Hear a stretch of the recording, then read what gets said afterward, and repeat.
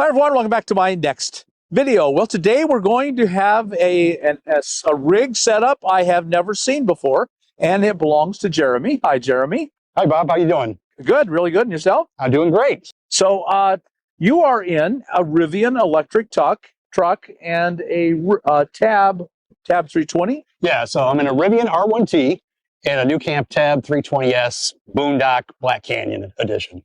Wow, that is unique to me. How someone out in an electric truck. How is that going? Are you able to keep it charged? And oh yeah, so like when I first started my adventure, it was basically I left my job behind in June. You know, after watching some of your videos and others, doing research online. But the purpose for me going out on the road was to show people that it is possible to do that. So, you know, I traveled from Michigan, 2,200 miles to get here to Quartzsite, Arizona. It's a learning curve with everything else, but I've been able to figure it out. There is actually, Quartzsite is a hub for EV fast chargers. Yeah. It's a talking piece, people. It's different, and right, you don't see that often, like you said. But there's the capabilities of that truck, and that's actually where I worked for 5.5 years before. Oh, you worked for Rivian? Yeah, I built that truck. So actually it was a way for me just to say, like, I've done working at a startup, and working at a startup is very challenging. Obviously, probably like a lot of people, I had health issues too that kind of made me realize how short life is.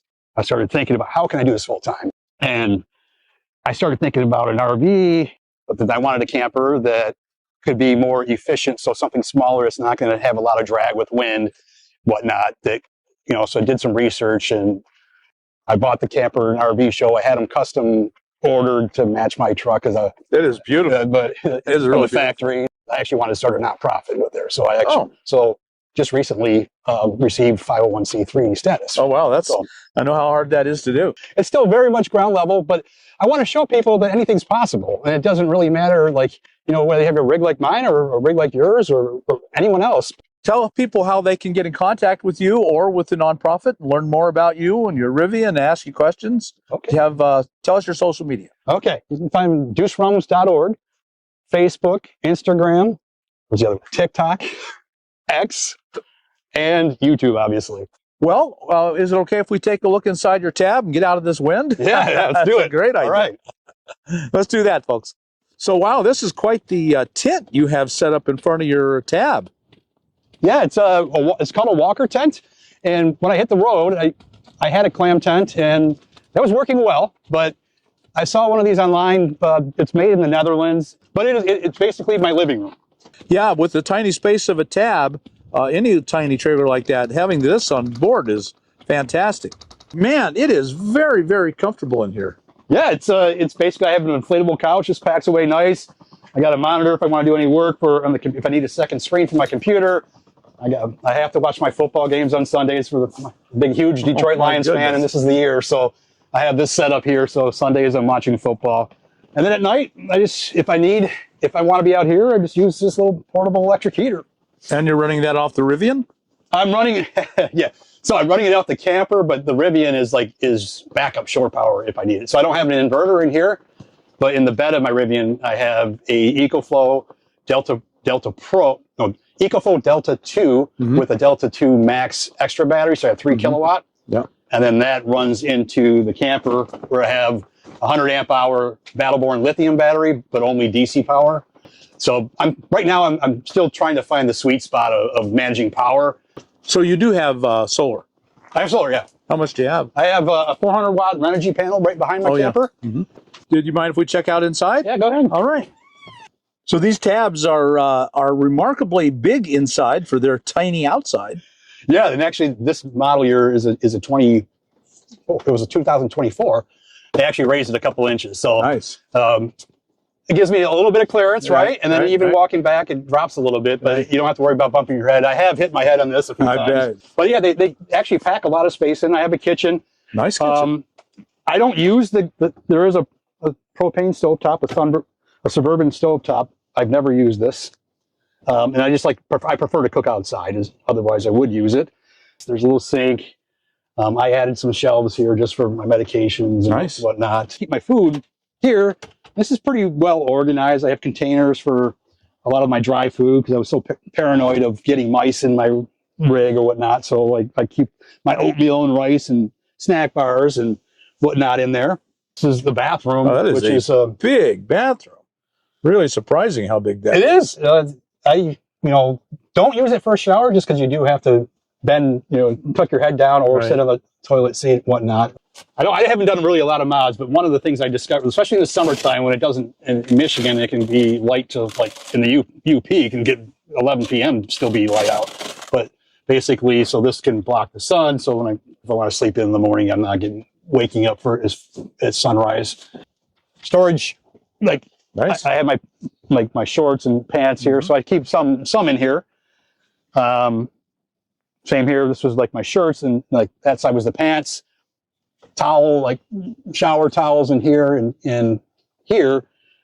This was full of towels too. I had stuffed in, rolled up stuff, but now they're in my truck. And then the sleeping configuration on this has been a challenge because the mattress, the cushions on these I'll just say like they could be improved upon. Pretty much this side's my bed. This folds down. I pull this out, and like basically hips up is on the upgraded foam, and that's working so far. But I don't know that. I'm trying to find a custom mattress. Some people have one where they roll out custom sizes. This table here is a Lagoon table. This is really cool. Like if I'm working on my computer, I just do this. But there's storage there, and then even in here, there's oh wow, even all the way back there. Even back here, there's like this is my underwear side. Yeah. And then the other side is my sock side. Yeah. And then under the bench storage, batteries underneath this bench. This here is the Aldi heating system. So the heating system on this camper is phenomenal. It's called an Aldi, ALDE. It's a Swedish company, but it's a glycol, like almost boiler system. So it's not forced air, and it just radiant heat, and it starts, you just subtly start to feel it and it'll warm up. Very cozy. So having the Rivian has not been a problem, the electric vehicle. Hasn't been a problem finding places with almost 300 miles of range. That's pretty darn good. It's pretty darn good. It's more about where the charging stations are and whatnot, and planning accordingly too. There's apps that help you do that. There's an app called PlugShare. You can look that up, and there's different ways. There's fast chargers and slow chargers too. So it used to be cheaper, but the cost of charging has gone up. So roughly $40 every time I go into town to charge up. It tows 11,000 pounds. So you can go bigger but you're going to take a hit in range. But to me, it's like I wanted something small enough that I felt good towing, but also it forces me outside, especially in the summertime, like where I want to be outside. So you went ahead and got a rooftop tent here, and how's that working for you? I love it. This is where I started with. I actually started overlanding first. And like for me, Quartzsite's a base camp right now. And, if I want to go hit the road, I use this, and it works awesome. So it's very comfortable in there. Able to get to places that a lot of vehicles can't get to with this setup. Are you four-wheel drive? All-wheel drive? Quad motor. So, motor on each wheel. Each wheel has its own, and they have different rotations too in speeds depending on the mode. So the truck knows if you're off camber, which wheel needs to take the load basically. So there's a camping mode, and you can put camp courtesy on so it doesn't like chirp when I unlock or lock it.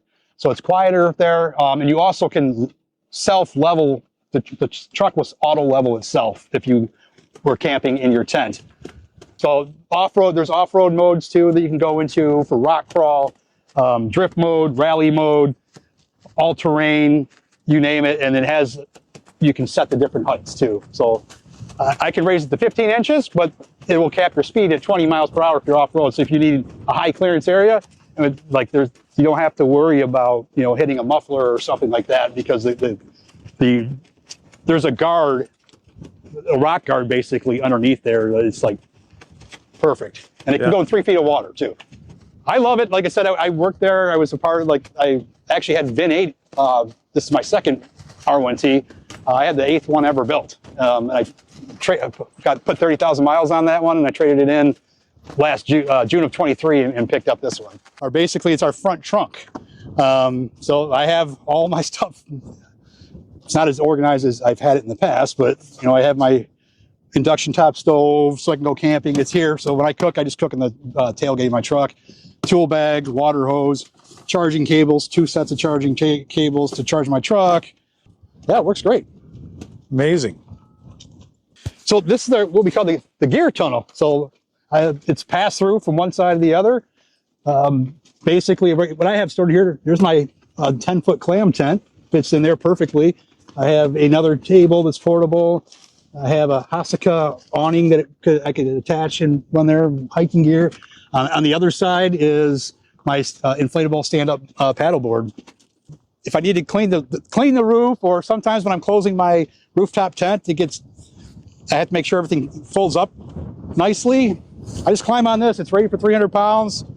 Or if I'm working on my crossbars, or if I need to get my traction board, it's very easy just to climb up from that gear tunnel door. Right. And then be careful coming down. Yes. So if anyone out there is interested in your nonprofit, or just getting to know you more, or asking you questions, how can they get hold of you? They can visit deuceroams.org, or they can email jeremy@deuceroams.org, or just check out our YouTube channel.